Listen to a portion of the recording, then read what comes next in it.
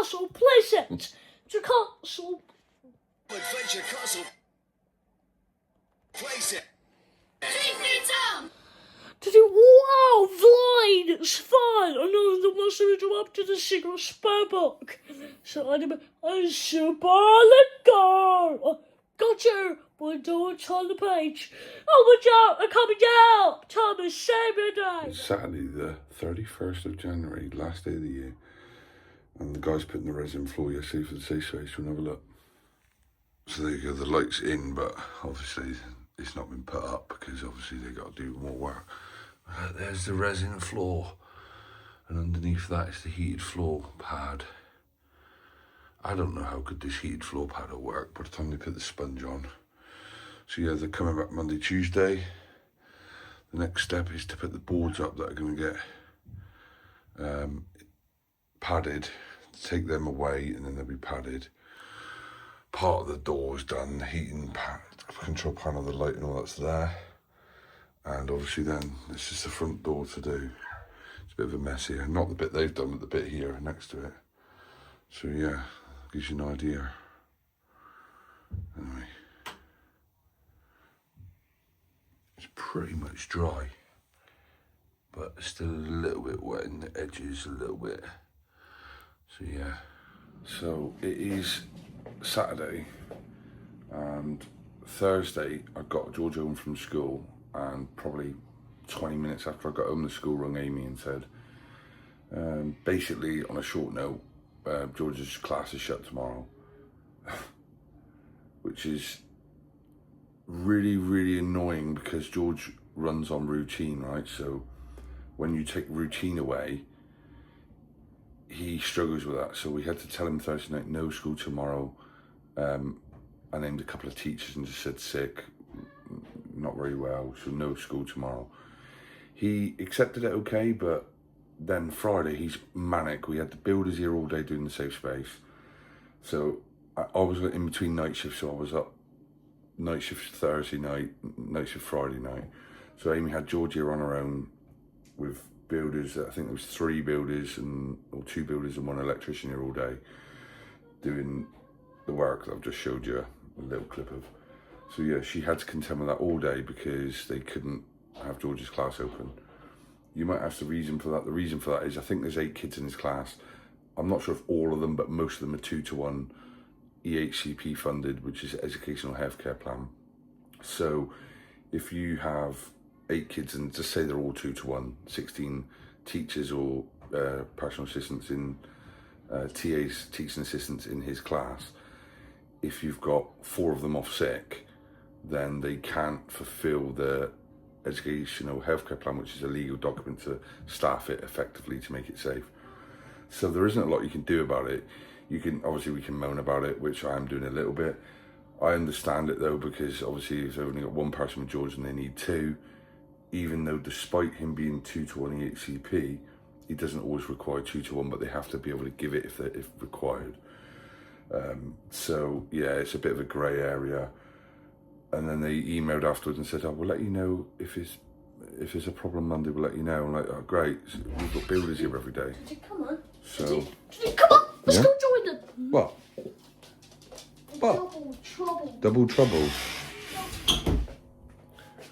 So yeah, you're a bit left out to sea really. There's not a lot you can do about it because we'd complain if he wasn't getting his 2-to-1 when required, and rightly so, because he's funded that from the government or from the local learning authority, educational authority. So the school get paid 2-to-1 to fund him, to give him the correct level of care while he's in school and meet his needs.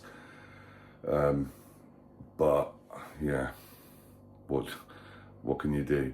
But then he's had a Friday, Saturday, Sunday long weekend. Monday will be problem getting him back in because he'll be like, no school, home, because he was off Friday. And what annoys me is if I decided to take him on holiday for a week and we're like, I'm taking him to Disneyland, for example, the school would be unhappy, but they're always on about attendance and all this sort of thing.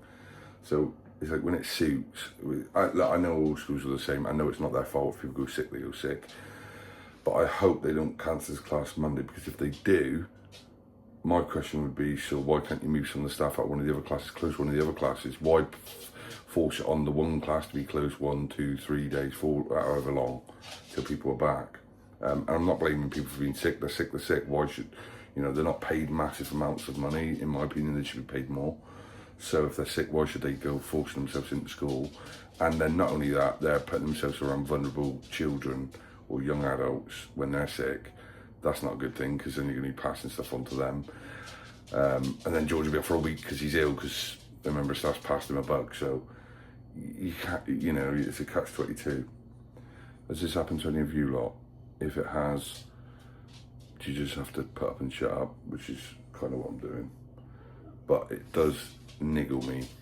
Maybe it's been a bit unfair to have a moan about it. I'm not specifically moaning at the school, I'm just saying it's a difficult situation. A really difficult situation, because when you've got a kid like George and many others like him in the school, his whole class is, what I would say, one of the most challenging classes in there with regard to the children's needs from what I've seen. I don't obviously know all the children individually.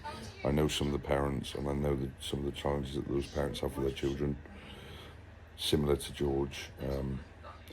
And really, what's the answer? The answer to me would be to lose a couple of members of staff off of the other classes, which I'm sure they've probably tried to do. I'm pretty sure they don't want to close a class for the day or longer. But it is frustrating because it's a long weekend then. George today, it's Saturday, he was up at about 3:30 in the morning. Obviously he was off all day Friday, bouncing around here with builders here, which that's not the school's problem, I get that. But Amy had him here all day, trying to keep him occupied with builders here, in and out, using the toilet all the time. And then he got up at 3:30, 4:45 in the morning. By the time he was up this morning, I was at work last night. I'm off now for 2 weeks though. And then he's in all day today, obviously. Sunday, and then who knows, maybe they might message us on Sunday and say it's shut again. I really hope that isn't the case, because we've got these builders coming in. You know, Amy needs a break, I need a break. The school have only got George up there for 6 hours, and he's awake for 18, 19 hours of the day. So that 4 or 5 hours, 6 hours when he's at school, gives you a chance to tidy up the house, breathe, recharge yourself a little bit.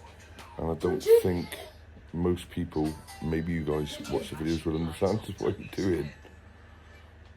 You got to see this, hang on. Show me then. This is upside down on there. Show me again. Upside down, show me. Show me, upside down again. As soon as I put the camera on him, he flicked back off, he was upside down on the chair, watching his tablet at the same time. But yeah, it just makes it a long weekend, hence the name of the video. But Amy looked shattered when I come on this morning. She'd already been up for 3 hours, 4 hours, whatever time she'd been up. And then I've got up at midday, so that's another 6 hours. So she's up, by the time I've got up at midday, she's been up for like 9, 10 hours. Stop banging that, please. Please. Stop kicking it. So yeah, it's one of those things, but hopefully I'm going to try to get him out tomorrow. Stop banging that. He's got a thing at the minute about banging the floor constantly and looking at me. Stop it. It's so clean.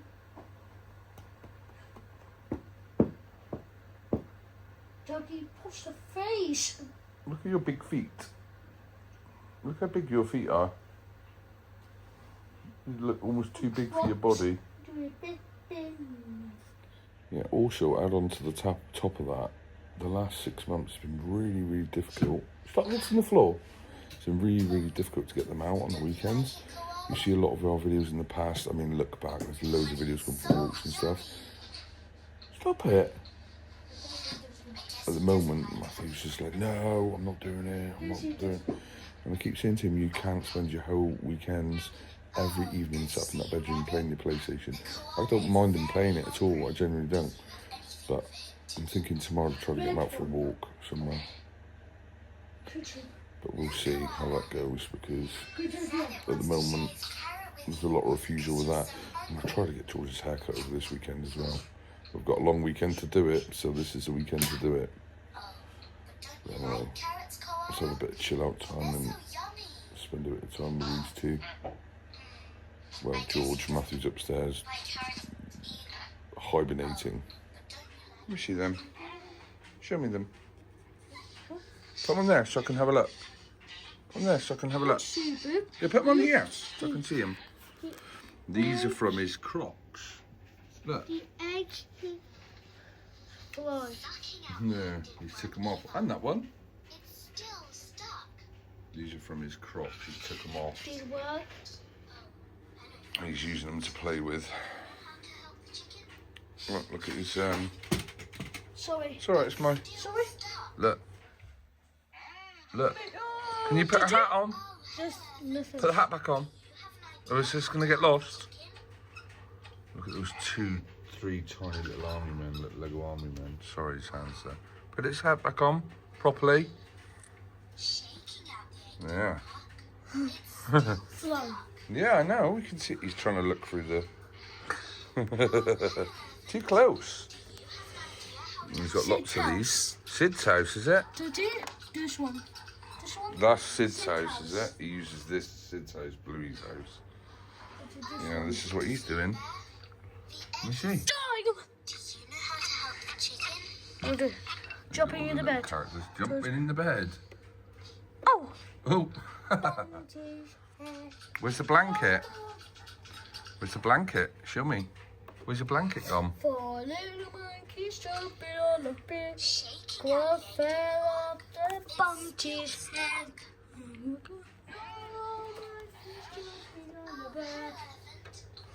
These are so cool. These ones. Dodgy on the bed. One fell.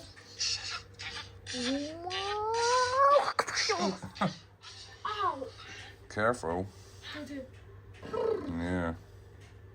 Just realised he's got some more. Show me. Show me. He's got. Let's see. New toys. Let me see it then. Yeah. It's a Jessie one. These are all. Why are they? I don't know what they're called. They're off Oh, Crocs. no toys. Look, that one's a Gabby Gabby. Which house? Wake up. Any more? Wake up. We need your help here.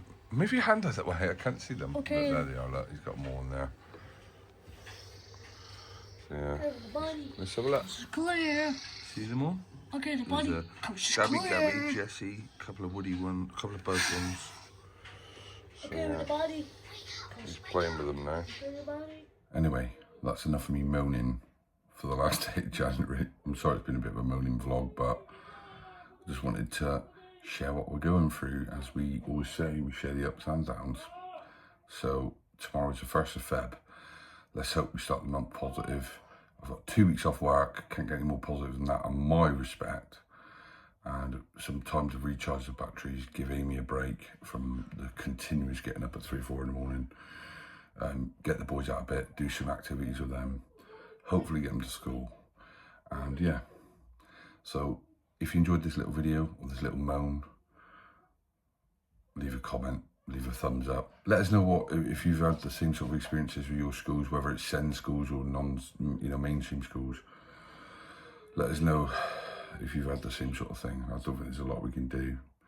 And as I said, I'm not blaming the school. It's just frustrating. It's a frustrating situation. So anyway, positive, look to February, and we'll see you on the next video. Bye for now.